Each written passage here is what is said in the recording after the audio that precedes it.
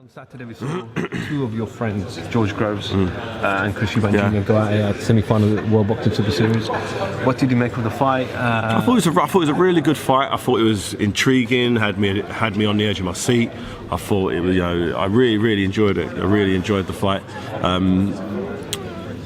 George Groves showed why, as he's the #1 seed, put on a world-class boxing display, kept it long, kept it simple, kept moving his feet, and Chris Eubank Jr. couldn't find any answers whatsoever to the puzzle that is George Groves. And the right man won in the night. I think George Groves should win the whole tournament and collect that big bag of gold at the end of it. I just hope that his injured left shoulder isn't too bad. You know, I had a shoulder injury myself, which put me out for nearly 2 years. So let's hope his one's, and mine never dislocated either. It was just like a muscle tear. So, as I'm the last one left in this cluster, I might as well ask you, what did you make of Prince Nassim's comments? I'm sure you.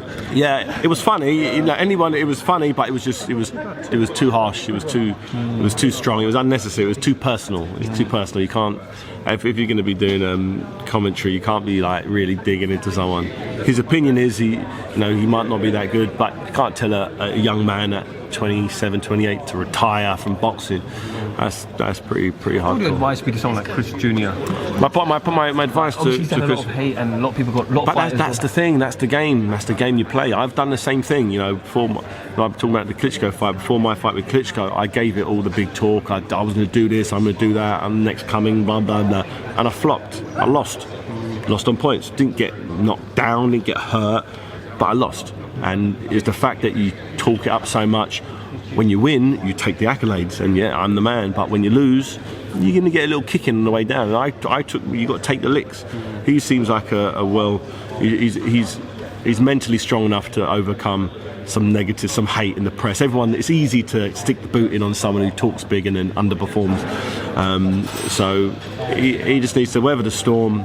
You're only as good as your last fight. His last fight was a loss. He needs to get back in the ring as soon as possible, win, and then campaign at middleweight, which is his natural weight division. No one's mentioning the fact that he's not a real super middleweight, but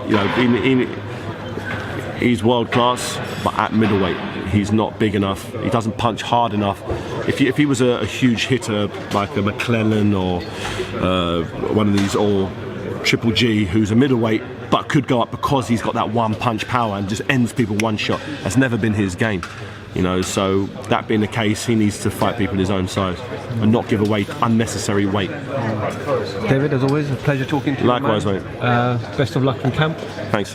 And we shall catch up with you shortly. Definitely. David Haye for FightHype.com. Thank you.